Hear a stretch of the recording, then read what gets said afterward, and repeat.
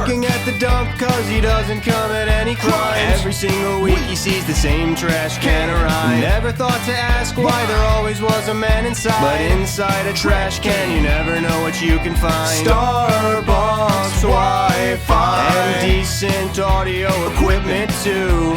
So tune into Cold Hard Trash for you. It's a podcast.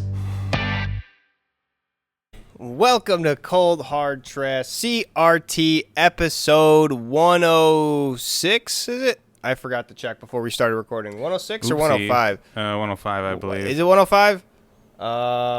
Hold. Wait a minute.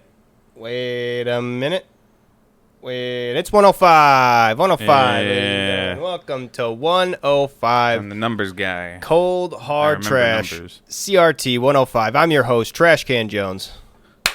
And I'm Breg, your fellow host. With a clap sync. Probably good that we do those.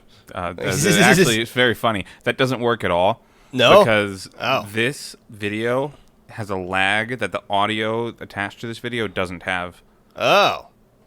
So I Weird. just sync it by hand every time. All right. Whatever. Whatever works for you. Yeah, well, the clap sync doesn't. Yeah, the clap sync obviously just doesn't. Well, that's weird. Mhm. Fuck 'em. Whatever. That's weird that I guess the recording itself has a delay, you're saying? Like, Yeah, the webcam to here, probably the extender. I don't know. yeah. But the audio doesn't? I don't get it. Yeah, I guess because the audio is like directly feeded and the webcam, it is like a little bit laggy right now. Probably just because you have Chrome open at the same time. No, I meant to close Your Chrome. resources are getting eaten. Oh, man. It's another wonderful day. We finally get some beautiful weather out, so we actually get to enjoy the outside instead of just being afraid of it for, perpetually ever. Like, it's the winter felt like it was just never going to end. Like, constantly we get like one 70-degree day and then just right back down to sheety. But it's warm out. I like It's too the warm. hot. I like it. I'm a lizard. Put me on my rock with a heating lamp, and I I'm like it too, happy. so. I'm a happy lizard boy. You know what I really like? Storms. Yeah. We got a treat. Yeah, I was going to say, we got a huge storm the last couple days, but how do you really like storms? Isn't your job like to help fix the power outages without storms, when the storms happen? Then I get a job. I guess, yeah, that's more work for you. I was actually driving on Wednesday when it hit, Damn. and it was cool. I loved it. It's like suddenly it shows up, wind shaking my car, I'm driving along. I had like a mile to go, and it just started, and like halfway there, I found a tree in the middle of the road. Damn. Just instantly knocked over. Behind my apartment, in that alleyway, there's also a tree that fell over, like, from the yard on the other side. Whoa. Like, away from all the buildings. Yeah. And it ripped up the fence next to it and the alleyway. Damn. Yeah, there's a big hole in it now. Damn. It's 3 feet deep. That's crazy. Asphalt, just up in the air. That's pretty cool, though. Nature does not give a shit about your infrastructure. Tumbling. It will destroy you, yeah. That's wild. At work, we had to go into one of our tornado shelters. I had never actually been inside those. Inside there was just a 5-gallon bucket behind a curtain. It was our only supplies. Also a first aid Only kit. form of entertainment. Yeah, really. We only had to be in there for I think 30 minutes or something like that. It wasn't too crazy. Yeah, find a skeleton or something in there. That'd be pretty Something sweet. fun and spooky. Be pretty sweet. Just leave a Halloween skeleton in there. Yeah. Freak people out. I think that's a joke in one of the Modern Family episodes. They're exploring underneath their house for the first time in 10 years, and they find a skeleton after the whole raccoons I think attack them at first, and it's this whole long thing. They eventually just find a skeleton and freak out. And turns out, last people who lived here just stored their Halloween decorations down there. Police were not as funny, or didn't think it was as funny as we did. I mean, you also that's kind of like the classic Modern Family formula.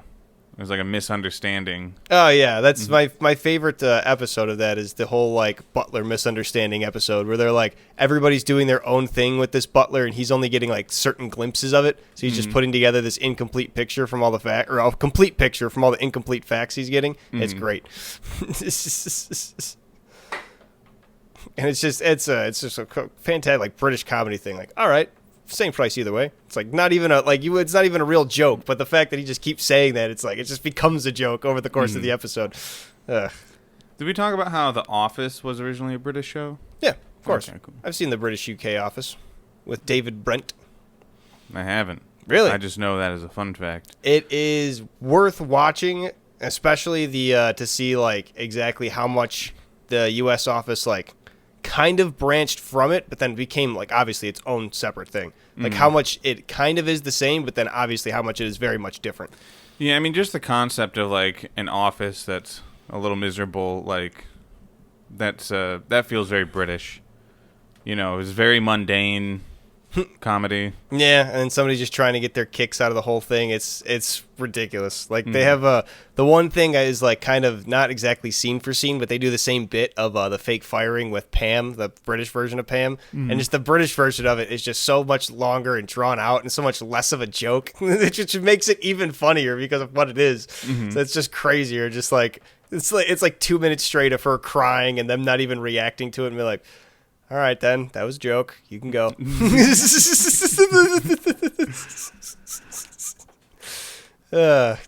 And then apparently they had, I've never seen David Brent Life on the Run. They had like a movie afterwards that was specifically focused on David Brent from The Office. But His never character? saw. Yeah. Oh. Never saw. But then the episode of The Office where he meets Ricky Gervais, he is David Brent. He's literally his character. Oh, okay. Yeah. The same paper company, or I think he's working. It's from.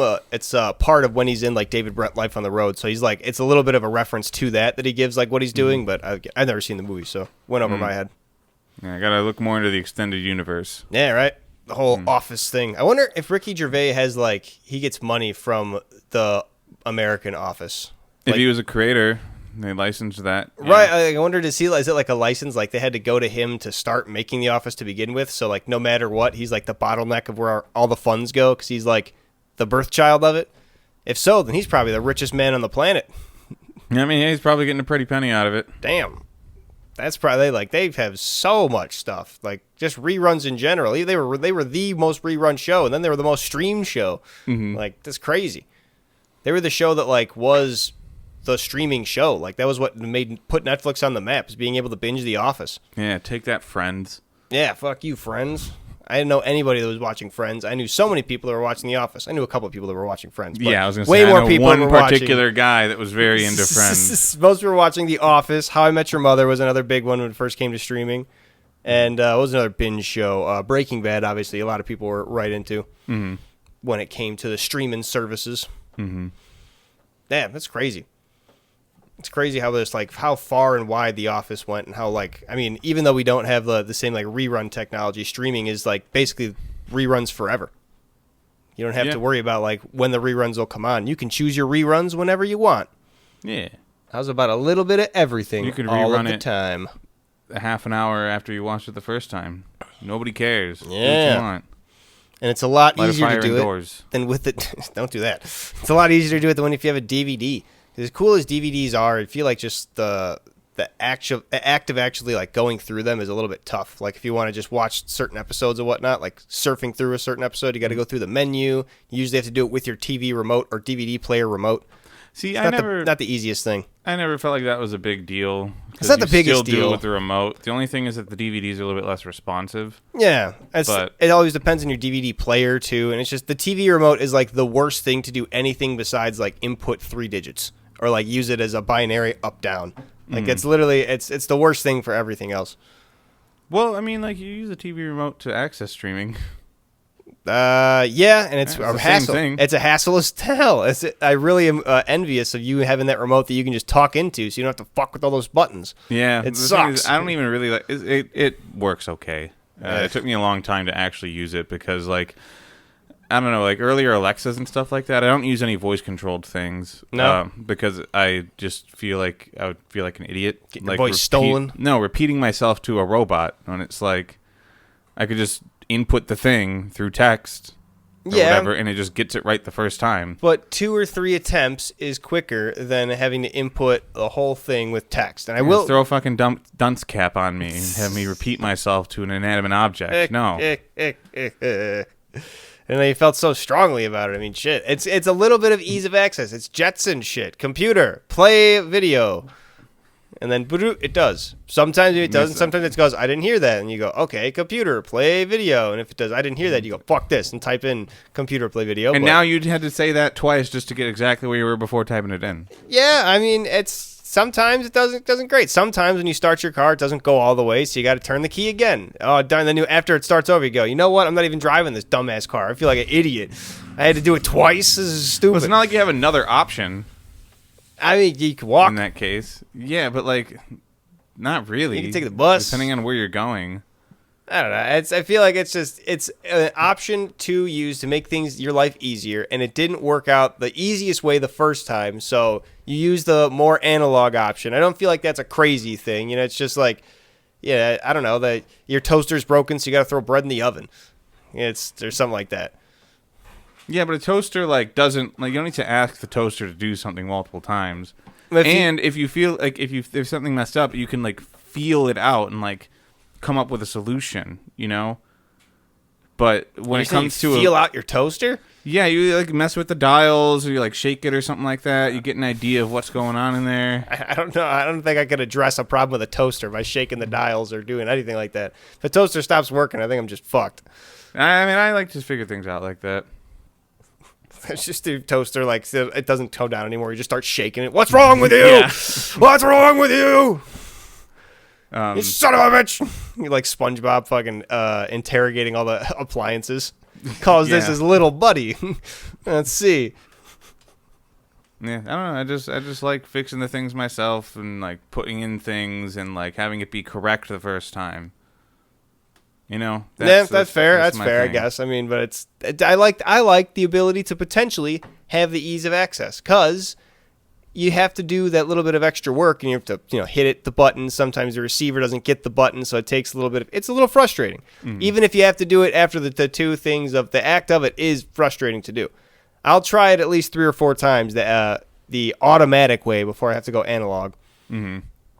I don't care. I got to repeat myself 3-4 times to an inanimate object. It's doing its best. It's fair enough. You ever watch the Brave Little Toaster? That they're doing their best. Damn it! Canceling the Brave Little Toaster for if it was a Brave Little Smart Toaster, I bet it would still be doing its best. Try to get back to you. I guess maybe we are due for a remake of one of those. I mean, now that we are actually anthropomorphizing our appliances, right? Fun AI appliances instead of AI appliances that are going to kill you. Make fun ones that want to come back to you. Brave Little Toaster reboot. John Lasseter, where are you at? I don't know if he owns the IP anymore. I think he sold it off to somebody else when they made the movies. But still, that'd be sweet. I would love a Brave Little Toaster reboot. I just think it makes sense, for the modern era.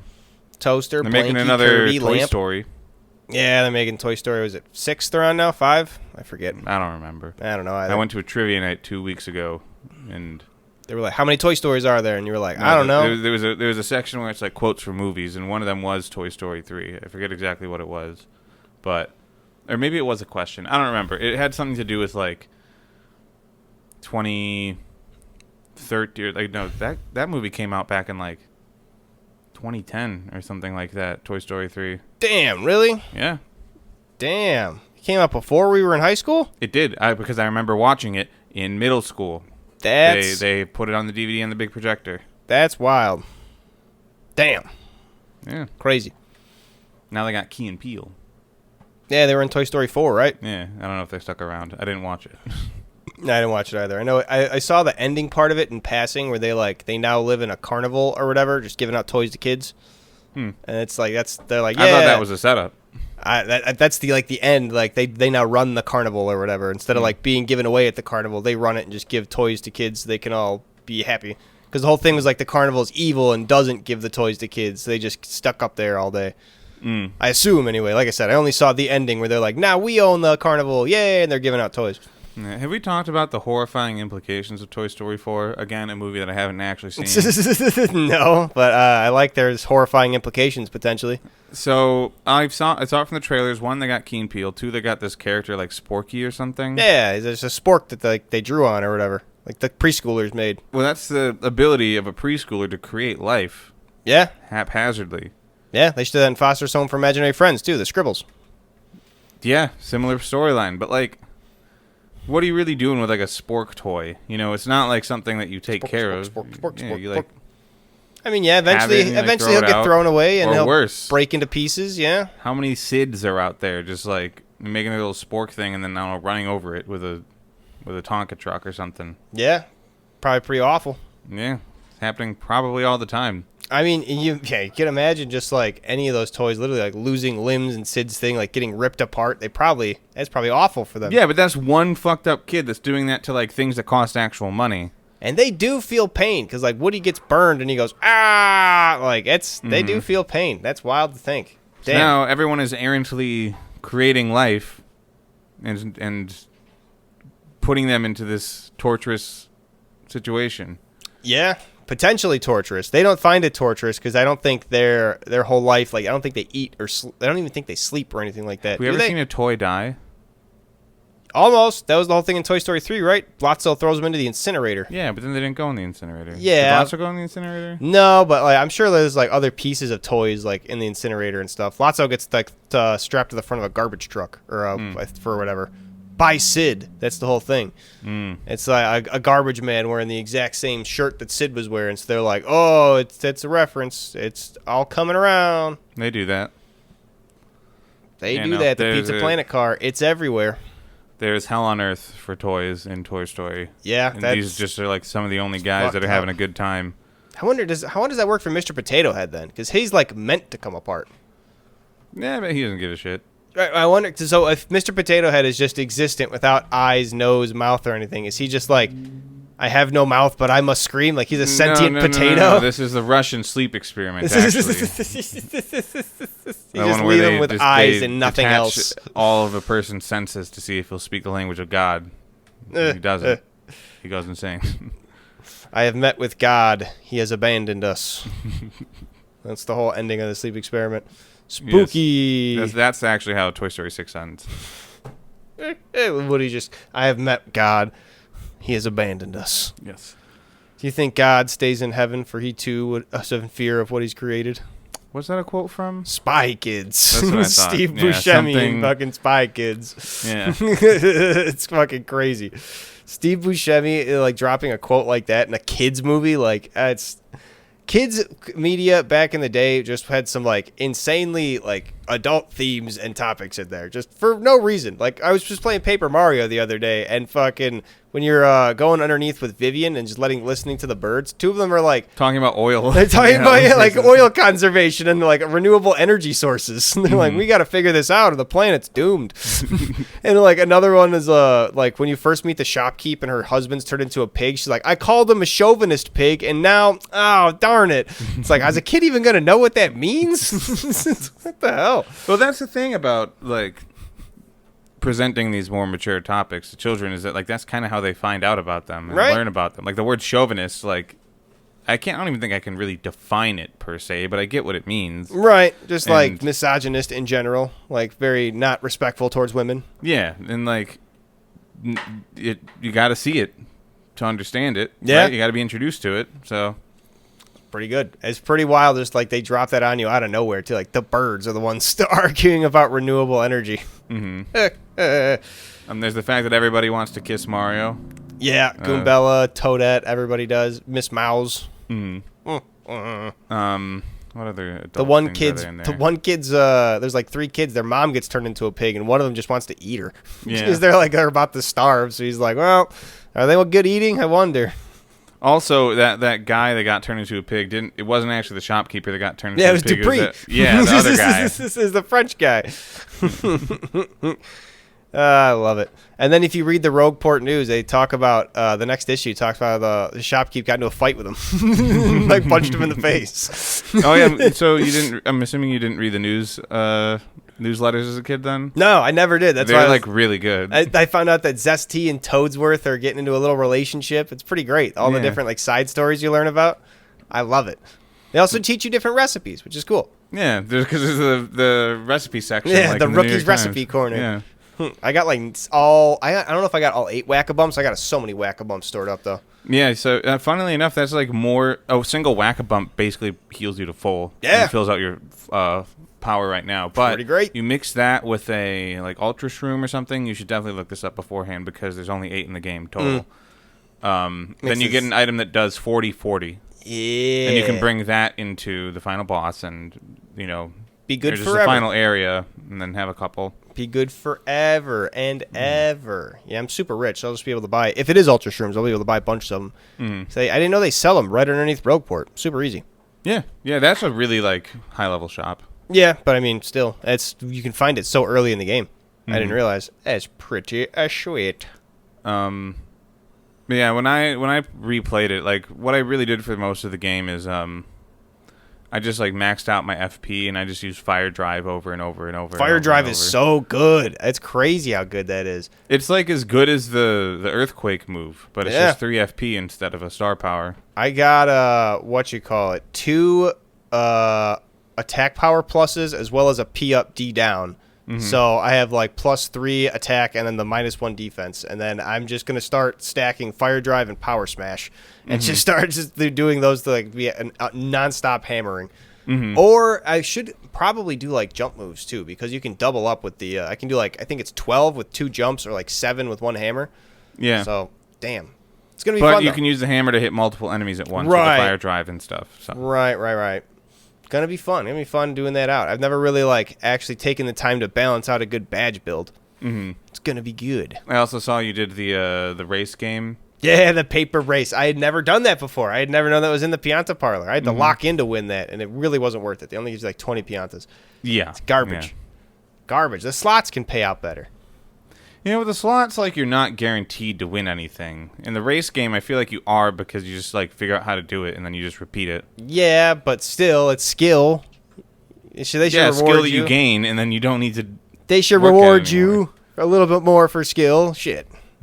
Especially if it's actually hard, which it is a little bit. You gotta those fans are just weird how they will they'll activate right when they spin up, but then they'll stop activating while they're spinning down. Their time doesn't exactly line up with what you'd think. So it's real weird.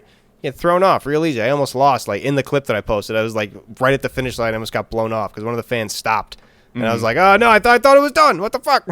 Yeah, but the thing is, though, it is guaranteed payout. That's why. Not if you fall. Then don't fall. Unlike a slot machine where you don't have control of the outcome. It's also cost 1 to play a slot machine. It's 10 to play that game. Yeah. And a guaranteed payout of 20. Or not even payout of 20. A guaranteed payout of 5, I think, if you finish. And then it gets better if you place in the top 3 or top 5. Which is ridiculous. It's just thumbs down. We're thumbs not children. Don You can 100% of the time thumbs down, finish Don in first Pianta. place. I'm on to you. I'm on to your games. Yeah, you're onto his gambling his parlor. Casino parlor. I'm on to your casino. Yeah. And I'm to the house edge. Doesn't seem fair. Doesn't seem fair how the house is winning every single thing. I should be able to take all the money, Don Pianta. Ridiculous. Do you ever buy a lottery ticket in that game? Yeah, check the lottery every day. I won 1 number one time. If you go in, I remember on the GameCube clock, if you change it back, then he's like, ooh, something's wrong. Somebody messed up the lottery system. Who would do this? Yeah. And you could either admit to him that you did it, or you could say, no, it wasn't me. And he's different responses. He gets super mad if you did it, but if you say no, he's like, oh, well, you have to give you a new ticket anyway. Somebody cheated. Well, he makes you, I think you need to say, I'm sorry, 100 times. Kind of like the whole... The Frankie and Francesca. Yeah. I love you. I love you. I love you. And it literally starts the counter after 14. I love it. Mario's just asleep partway through.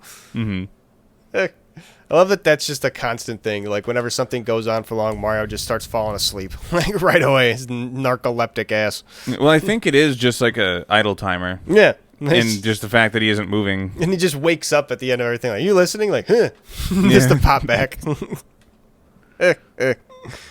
So how far did you get in the original game? All the way up to the whatever the witch's spirit is, and then the final boss fight. Was never able to beat it. Really? Okay. That's tough because there's not you can do anything about it once you're there. Right. And it's unless I go all the way back to respec and rebadge everything. But even then I can't reset badge shops anymore. So I'm kind of screwed. You can reset your badge points. No, badge shops I meant. Oh, the badge shop it changes throughout the story, and even if you sell stuff to the badge shop, I'm pretty sure the stuff you sell has a percentage chance to come back in the inventory.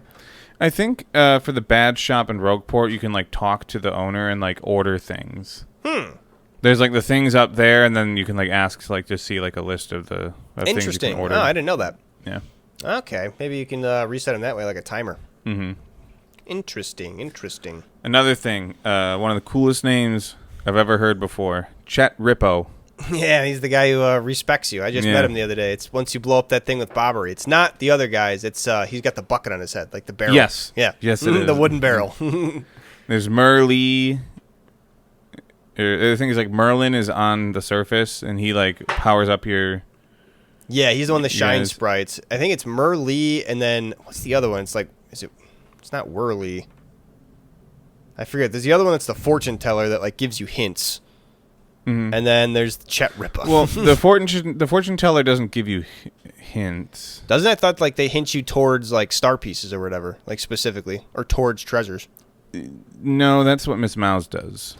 Maybe you could maybe you could ask. Maybe there's a third one, but because there's one where you can have your fortune told, and then depending on how much coins you give, you'll get a bonus later, and it'll be like, oh, you can like ask for like riches and stuff like that, and then like sometimes when you win a fight, he'll pop up and be like, I doubled the coins that you received. Oh, okay. I was And- thinking of just Legend of Zelda that'll show you like heart pieces or whatever. I mean, there may be something like that in the game. There's other ones where it's like he'll pop in and then he'll give you like in the middle of a fight and give you like a power boost and a defense boost Neat. or something. But it like happens once per thing, and you can't control when it does happen. Interesting. But yeah. before you go into the 1,000-year door, just pop by, throw him 50 coins. It'll probably help you. Probably a good idea. Just does the guy who I gave 100 coins to like find oil, does that ever pay off? Do you actually want to know? I mean, I do, but if it does, then I kind of want to find out. What chapter did you just finish? The train just finished Postley Heights. Is that number 6? Yeah, it's before I'm going to the X-Dot's base. You should check him again. Where's he at? He's back there down by the port. Oh, shit. All right, I'll go check him out. It's probably be like in today's stream, probably, if I get time to do it. Yeah. Shit, I don't know if I'll have time to do it today. Between now and June Claude Van Damme. Yeah. I might not. We'll see. But you could make it a short stream where you go and check on the guy. And just do that. That'd be pretty fun. See my investments. It's Merlovely. It's Merlee and Merlovely, and then Chet Ripper. Yeah. Chet Rippo. It's a good name. It's a really good name. He has a barrel on his head and he Hey, I'm Chet respects your Ripper. stats. Yeah. It's pretty good. That game is full of just great, like, wacky one-off characters. Like Flavio, the whole, like, adventurer merchant, just vaguely, like, possibly fake Spanish guy. Yeah, that's the Hilarious. thing with, like, Also, I Paper learned... Mario games after Super Paper Mario. Yeah. And even sort of with, it's definitely just after Super Paper Mario, where they get rid of the original characters. Like, everyone's just like, I'm Goomba, the Goomba. And, Yeah. like, I'm Toad, a Toad. And it's like, there isn't as much character behind them. They also got rid of the partner system. Ugh. Which in Super Paper Mario, it's not that big of a deal because you can swap in between your 4 characters. And Yeah. you have the pixels as their, like, little buddies. Right. But after that, you don't get any partners. You get like one helper, like, your Navi or like, magic sticker, or magic paint bucket or whatever the hell. Yeah. But that's it. But in these ones, you have like all these different characters and they have like different things to say when you have them out in certain conversations. Yeah, there's so much different life to it. It feels like as I was getting kind of like torn between because I realized I got Miss Mouse a lot earlier than I did last time, and I was like, man, I haven't heard Mrs. Mouse's dialogue for any of the story parts. I wonder like if I should keep doing with that or should I keep Goombella out? Because I really like Goombella's sass. Her dialogue is always really funny. But damn, I've never heard Miss Mouse, so I kind of want to use her too. Yeah, well, 'Cause it's gonna Miss be Mouse different. just like calls you a hunk or something like that a lot. Damn, man, it makes sense. Like, don't get dust on his mustache, you. I learned all the penguins too are Canadian. So I guess Pennington is Canadian. They all have like they literally say like and don't you know and shit like that. Huh. All the ones in Postley Heights. So I was like, as I was like reading all their dialogue, like, is this supposed to be Canadian? I think literally one of them said, don't you know? No. And I was like, what the fuck? That is. They're supposed to be Canadian. That's fun. It was really fun. They were Really talking good for about them, they yeah. come from the Ice Town. They're like, yeah, no, back in there it was great, eh? Yeah. It was really funny to learn. I didn't know Pennington was supposed to be a Canadian investigator. Just playing investigator, though. That's just his hobby, is to be an investigator. Yeah, he's really the keeper of the Postley temple. Sanctum, which actually a really good job at doing that. Fake star out on display. Real star in the back of the painting, Mario 64 style. Simple. easy money. Yeah, and I like how he doesn't even tell you how to do it. He's just like, yeah, you're a great investigator, Luigi. Figure it out. Yeah, I got to go back and talk to him with the L badge. So you find the L badge in the sanctum. Mm-hmm. So I wonder if he has like different dialogue if you actually go in Luigi's clothes. Mm-hmm. But now I'm doing a Paper Waluigi for the rest of my series. Good. That's fun. Hell yeah. The W badge and the L badge together. When I found that out as a kid, I was like, oh, this is the coolest shit. Yeah. There's a couple things that took forever for me in that game. One was getting access to Don Pianta in the first place. Oh, yeah. Where you ask, like, the gangster all the way on the right side of town, and then he's like, okay, do you want to meet Don Pianta? Go and... Yeah, I remember that taking a long time when I was a kid, too. Super easy as an adult. You just go where they tell you to for the information. And then it gives yeah. it to you and you say thanks. And right. They literally tell you, like, Ishmael might know, and you have to be like, oh, yeah. Mm-hmm.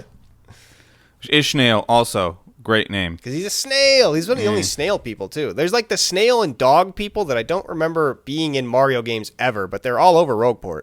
Oh, there's a Poochie. Yeah, I've never seen like the dog people in Mario games. Is in I remember him in the dog people in Yoshi's Island.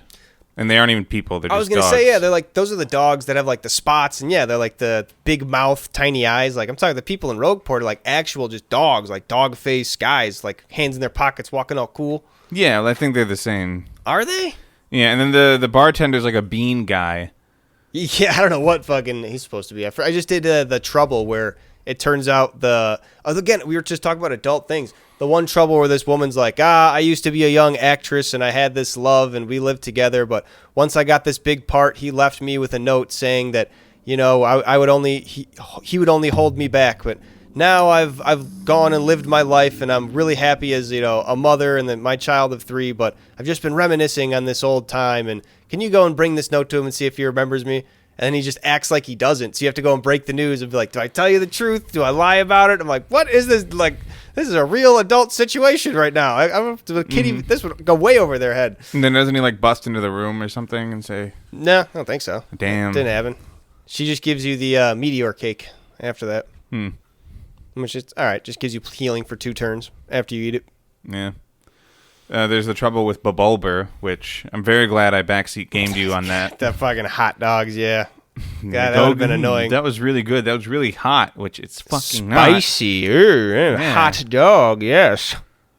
Then you go back, he sends you all the way back to fucking Vegas to grab him another hot dog, and then he wants you to make him a cake. Sky Vegas, yeah. And then he gives you a dried bouquet, which is like worthless. Yeah, the absolute most worthless fucking food. Yeah, the one food item that is missing in the original game that was added in the remake is the hottest dog. Yeah, hot dog and hot sauce. Hot sauce to the hot dog, you get the hottest dog, and it heals you and gives you charge status. Hell yeah, that's pretty cool. Glad they put that back in for the remake. I should have played the remake. Could it play on an original Switch? Yes. Damn, I should have got it. Found some way to stream that. Would have been fun. Yeah, but you're emulating. Oh well. Easy peasy. Oh well. Yeah, a lot easier peasier to stream an emulation. Most def. El Grande Americano had his whole story come to a head. Do you remember me telling you about El Grande Americano? No, not the coffee. So, just as a recap, for those who don't know El Grande Americano, he was played originally by this guy, Chad Gable, who his whole gimmick was to be, I'm the best luchador, ha ha ha, but he was actually just being like the worst luchador, like faking it the whole time. Then Chad Gable, IRL, gets injured. Like, I think he tore his pectoral, like big bad injury. So there's another guy, Ludwig Kaiser, comes to take over the role of El Grande Americano, puts on the mask, tries to do his like corny luchador gimmick, but it's like doesn't really go over the same way because he doesn't have that same kind of like, you know, I guess charisma in that same way that Chad Gable does. So what he does is instead goes the opposite direction with it, where he does an actual like lucha style character where he does actually go far into lucha wrestling style, uses a lot of lucha wrestling moves, does a lot of like lucha wrestling heel tactics, and then becomes this most beloved lucha wrestling heel like ever seen. He's gotten a jersey from Club America, which is like one of the highest honors like any kind of Latin American superstar could get. Like there's Grammy winning artists who ask for that and get denied. Like it's crazy. My friends are telling me at work how like much of a crazy thing that is that he got that. But it came to a head because Chad Gable returned. And he returned in the El Grande Americano mask. He should have to fight for it. And they did. The original El Grande Americano and the I think it was the Los Americanos Hermanos as his like two like underling brothers. And then the new El Grande Americano went at it. And it was one of the greatest matches in like wrestling history. It was an hour long of just going back and forth, the most crazy spots, the mask getting ripped. No, it was a 1v1, but eventually the two guys on original El Grande Americano side came out to try and interfere. So then El Grande Americano, he has his own posse. They came out to then stop that, and then that was a whole fight. Mm-hmm. But it was an hour long going back and forth before El Grande Americano, the new one, took the victory and secured his spot as being the official one and only El Grande Americano. Which one did? The new one. Ludwig Kaiser. Good. Which, also very good. He's Mas Grande Americano. He grew into that character in such an amazing way. Like, he has entire stadiums of fans, like, cheering down for him in Mexico. It's crazy. And the fact that they don't want to translate that in America for whatever reason, like, they give him one little commercial spot of just like, yeah, I'm a champion down there, and that's it. Like, he could probably be such a great star. It's so crazy the amount of draw he has. He started out with not having that same amount of charisma. Now he's literally like walking out with that same like chest out, doing this kind of move where he's like, asking people to kiss his hands, and everybody's like, oh yeah, going to touch his hand and shit. It's so good. Props to El Grande Americano. He has earned every bit of it. It's probably really like part of his success can also probably be attributed to the original El Grande Americano and the type of work that he did to have this new El Grande Americano that people prefer. It's like, finally, a proper Grande Americano. Yeah. Yeah, because it was a character. It's sort of weird because it was a character that people loved, El Grande Americano. They liked Chad Gable's character, even in Mexico, just because he was this kind of wacky guy who was a legitimately good wrestler, just not a luchador wrestler. He would do like fake luchador moves and then just say like gracias, for, like holding his fingers up and stuff. And like, while the new El Grande Americano went full on, learned Spanish, like did all these different things, so he was beloved in a much different way, like a deeper, like, this is going to be our hometown hero kind of way. And he's given interviews like fully in Spanish of like, thank you guys for accepting me into your community. Like, he fully believes like he is a Mexican person now. He's been fully like accustomed and accumulated into the Mexican culture. It's a whole like different sort of thing. So as much as it is sort of off the back, like he wouldn't have existed without that original El Grande Americano, yes, it's a whole different like ecosphere he's entered. Yeah, but it's like, the path for him was helped built by the original El Grande Americano. Yeah, in a way, yeah. Then he took the mask. And he ripped it off him in the middle of the match. He was just ripped, like, with the mask hanging, bleeding out of his face. Get out of here, original El Grande Americano from the Gulf of America. Go back.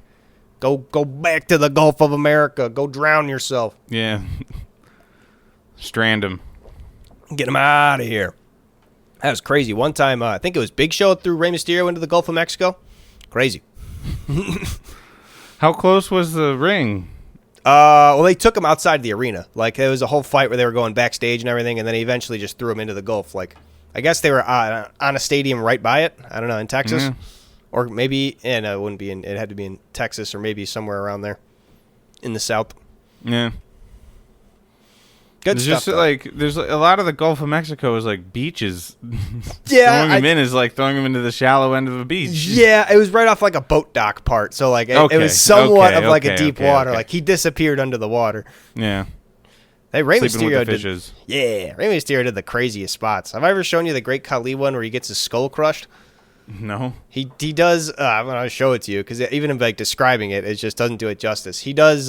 It's a really good spot and a slight of like mouth to it where he takes a blood capsule and like pops it in his mouth and just does a quick. So that when he gets his skull crushed, he just goes and shoots blood out of his nose, and it just looks like the most devastating fucking thing. He just goes limp with blood coming out of his nose and mouth as fucking it's the best. It's the greatest thing. People like were crying in the audience. They thought Rey Mysterio died that day. Yeah. Game of Thrones shit. Yeah, it was the craziest shit. It was awesome. It's the kind of shit you want to see from wrestling. You want to see real. You want to see that like extend past the little bit of a curtain. You want to make you question how much of that was real. How much of that did I see? And how much of that was that them just being like, ooh, tricked you? Yeah. Did they really throw that guy off the cage? Yeah. Yeah, they did. And he looks into the camera and you see his tooth like out of his nose. Yeah. Like, yeah, no, they did that. There's no faking that one. Yeah, the thumbtacks, just the worst part. I remember I think I told you about it. There's a wrestler, Edge, who described it when he went back into it just bareback. He wasn't wearing a shirt or anything. He said it was akin to when you do a belly flop, but like one moment of impact just elongated constantly. It's just like, I can't even imagine. Like, especially if you get it in your back, like every movement, you're going to feel that. Mm-hmm. You're going to feel it like, you're feeling popping out, moving and squiggling in you. No, thank you. And get back up on that cage. And then you climb back up, baby. Ugh. Ooh. That is rough.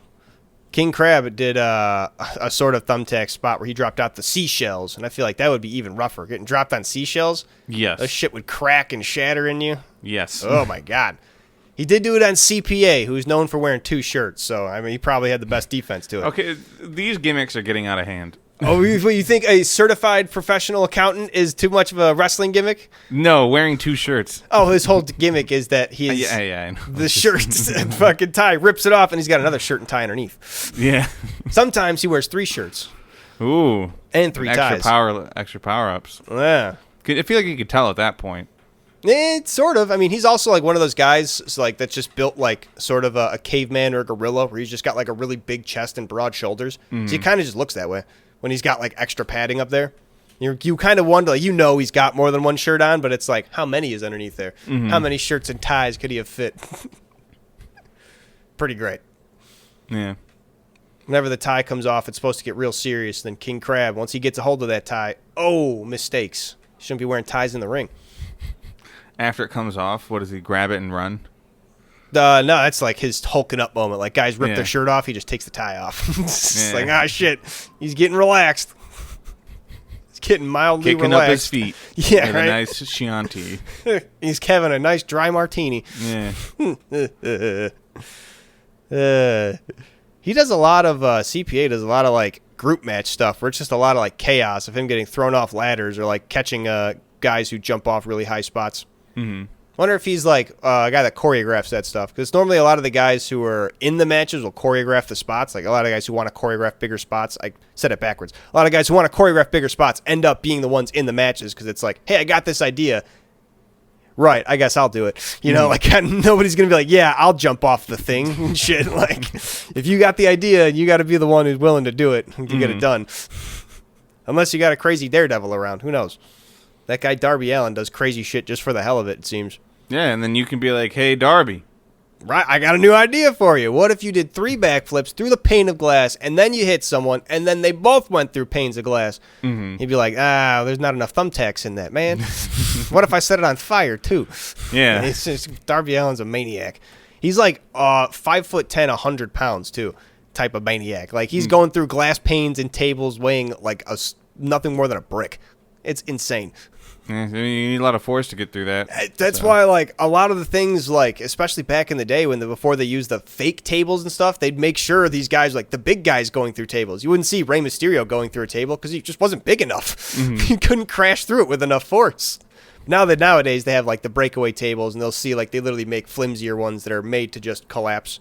They lay them out very specifically, so if, like, you have your force, like, displayed across the legs, it's not going to break, but if you just sit on the middle of it even, it'll just collapse.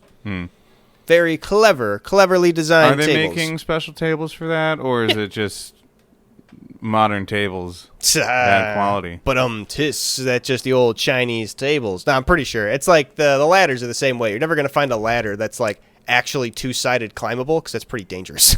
But the WWE is full of them. Pretty sure it's like, right. I guess that's if it's pretty much against OSHA regulations to have a ladder you can climb up both sides. I'm pretty sure. I believe it. I don't know if that's actually true, but I've literally never ever seen one in like any hardware store. Yeah, I mean, like, what's the point? Right, it just seems like it would only be for like wrestling purposes. Yeah, because what would be the point if you're setting a ladder up? It's to get to one direction. You don't need to also go the other direction. Just turn the ladder around, go down, take an extra 5 seconds. Yeah, I guess the WWE must be like. I wonder if they make them then. as rated actual ladders, or I wonder if they just make them like straight up stage props. Like it's just guys making like, yeah, I know how to make a ladder. It's just like make Well, things. they're made out of metal. Yeah, but like the hinges are like they graded like properly, and like all the bolts and stuff. Like you got to figure like how much of these guys actually are they stage prop makers? Are they actually like do they make ladders for other places? So they make like actually properly rated ladders. I don't know the specifics, like if ladders have what you would call regulations behind them at all. And here's my thought: you just get 2 real ladders. You pop the climbable part off the hinges of one. You pop that on to the hinge on the other one. Bada bing, bada boom. Well-rated hinges. Yeah, but then what do you get? Then you got like 2 shitty parts of a ladder. Then you just got a shit ladder that you can't climb either side. Yeah, and you gotta. You can have that too. You got a ladder that's just got 2 painting trays on either side. Yeah. You can't climb either one, but it's just 2 tables that are up above your head. Yeah. So what if you need 2 people with painting trays up there? Yeah, then you get the ladder right next to them both. You have 2 guys painting. So here's what it is: if you're painting like that wall up there, if there wasn't this little like thing, you just set the ladder up underneath there. You could paint both sides of it. Perfect. Bang, bang, boom. Yeah. Bang, bang, boom. And then you would need regular ladders for every other part of that job. But that one part, you'd be able to use your one very specific ladder for, and that'd be pretty good. Yeah, they just sell it for cheap. They pay someone to take it. No, that'll be the ladder that they break in half, that they do the bridge with the fucking across the announce table. That'll be the one they just throw someone through. Just shatter it. They started doing that, like, I want to say it was only in the 2000s. Like, ladder matches had been around since the 80s, but they only started breaking them in half, like, in the 2000s. So it makes me wonder, like, because ladders used to be just straight up, like, orange ladders that they would buy from Home Depot and shit. But nowadays, they got, like, their own, made ladders. I wonder if they make them specifically breakable. But then it goes back to the point of, like, how do you climb a ladder that's breakable? How do you make, it's just different shit. That's weird. That's a lot of the different. I wonder if these are really smart engineers or guys who are just winging it, Yeah, well, something is supposed to break. You think, maybe it was specifically engineered to do that, but maybe, yeah, there's just someone that, like, yeah, I got a ladder. I could throw a ladder together, and then it breaks, and it's like, yeah, it's wrestling, man. It's supposed to break That's like what we that. wanted. There's one time, it wasn't during the custody. I think it might have been during the custody of Dominic ladder match, where a fan ran into Eddie Guerrero while he was climbing a ladder and tipped it over. And, like, legitimately fucking sent Eddie Guerrero tumbling.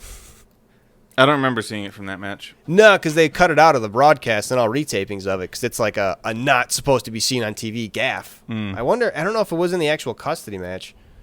Eddie Guerrero got shoved off a ladder, and that was actually, like, one of the times that normally when fans rush the ring, they just get their ass kicked. But he fell from the ladder and, like, just had to, like, look around for a second, like, what the fuck happened?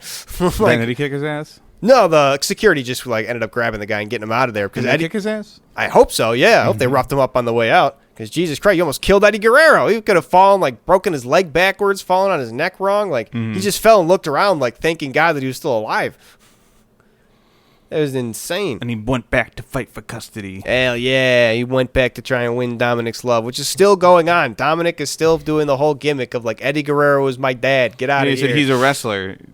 Yeah, now too. Yeah, Dominic Mysterio is a wrestler now. Continue the storyline. Rey Mysterio just recently got unmasked. He got his mask taken away, and guess who came out to save him from a beating? But Chad Gable, the old original El Grande Americano, which I'm really confused about because he was doing a whole heel turn, like "Aha, I hate you, Mexico," and now he's trying to do a face turn, like "I respect Mexico." I don't know how that's going to go over. He can do it well enough. Like I say, he's got the charisma. He was able to do the whole "I hate Mexico" thing convincingly enough. So. Who knows? He's posting apologies on in his notes app on Twitter. I'm so sorry. I don't actually hate Mexico. I'm sorry. I had tacos yesterday, and you know what? I changed my mind. Yeah. It's actually pretty good. Yeah, ground beef and cheese taco. The least Mexican thing. Yeah. Ground beef and cheese wrapped in a flour tortilla. With the cheese sauce. Yeah, like it's a fucking cheese thing. Oh my God, lettuce.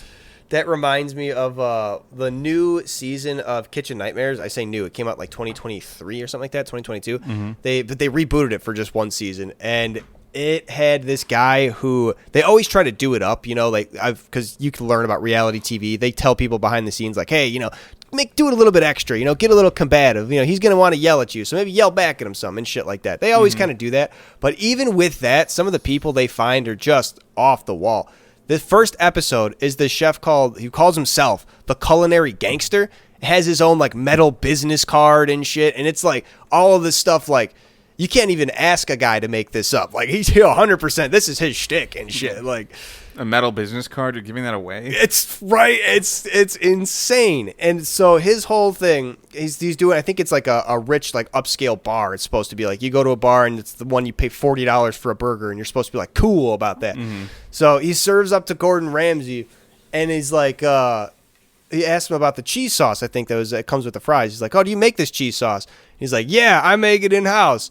And he's like, goes back to show him making it, and he takes the cheese sauce that comes in a can and puts Cheese Whiz from a spray can into it and stirs it up. And he tells Gordon Ramsay that he's like, you take the cheese sauce, you put the Cheese Whiz, and he's just like got his head in his hands. He's just like, I don't even know what to say. Like, you can't make this kind of shit up. How do people? You're gonna serve that to people, let alone anybody. To Gordon Ramsay, it's crazy. Culinary gangster fucking coming out here with the cheese sauce and the Cheese Whiz, doing it up gangster style. It is insane. I would never. I think that's disgusting. I would never do that. I mean, it's like, have you ever had a real Philly cheesesteak? Yeah, that uses like the actual like cheese like sauce slapped on there. Yeah. Yeah. It was like it's Cheese Whiz. It comes like from like the the can they get it. Yeah. Yeah, but to get the Cheese Whiz and then combine it with the canned cheese and mix it and say, yeah, I made that. Yeah, you are sort of claiming quite a bit. But the thing is like a lot of these packaged products are in like, places where you're going to get $40 for a burger. Yeah, no, especially like if you're doing it the old like classic way, a lot of these things, like if you see, especially a lot of like the YouTube hangouts where I see a lot of the big culinary places get put on a spotlight, it's like, yeah, we're doing it the old way with like the old classic ingredients. Like, okay, so that makes sense. You're doing like kind of this stuff that's like the Cheese Whiz from the can, the diced onions that come from the can, maybe that's got that specific vinegar taste to it and things like that. That makes sense. But to be like a culinary chef and be like, yes, this is my thing that I made original, and it's just the two things that you put together, it's crazy. It's like saying you put ketchup and barbecue sauce together and like, I made my new original sauce. It's like, I guess, but no. Yeah. Also, I mean, they even have like Hellman's has some stuff, or Heinz has some stuff like that, which is just pre-mixed sauces. Mayo chip and stuff. Yeah. Mayo chup.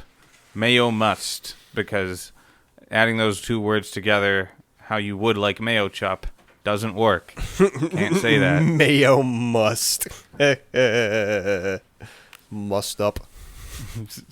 No, that's that's not what I'm getting at. What would you say is like the bare minimum of like spice you need to add to say you made something? Like if you take a ketchup and you add like, I don't know, garlic powder to it, mix it up. Is that like your own special ketchup at that point? Can you say you made that ketchup?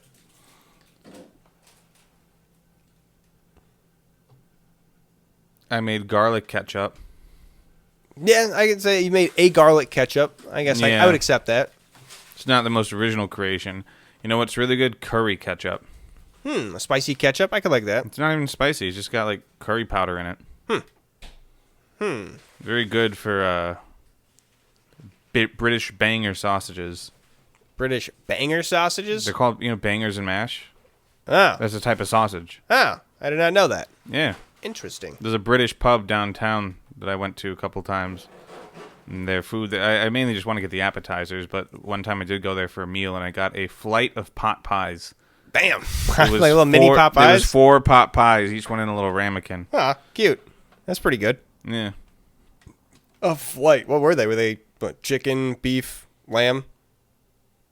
I think, we had like those 3, and then there was like there was like 2 different types of beef one, I think. There's like a beef stew one, and then like a spiced beef or something. I don't exactly remember. Neat. Pot pie flight. That sounds like something I would quite enjoy. Yeah, dude. I took a picture of it afterwards, and it was like every single ramekin was empty. Ah, it was nice. Good. Hell yeah. I have been getting back into pot pies recently. I forgot they existed. Chicken pot pies are so good. Mm-hmm. So good. Love that. You bake it in with cream of chicken in there. Get them chunks of chicken, the nice good golden crust up top. Mm. Oh, yeah. Oh, yeah. Oh, one was a shepherd's pie. That's what it was. Ah, okay. So you had the mashed potato topping. Mm-hmm. Nice. That had the lamb in it, yeah, I guess. Mm-hmm. Yeah. Not bad. Not bad. What else isn't bad is ending this episode because it's about the time to do that. Thanks for joining us for this episode. Cold Hard Trash CRT episode 105. Yes. Yeah, 105. 105. If you like what you heard, all our rambling about El Grande Americano and shepherd's pies and whatever else we talked about for the first 20 or 30 minutes, I'm already blanking out on that because it already exited my brain. I'll have to enter it back next week when I start doing clips of this. But till then, it is gone out of my brain. Until the next time we see you again, hope you have a great time. Please rate this podcast 5 stars. And, yeah. Do all that stuff. We love you. Bye.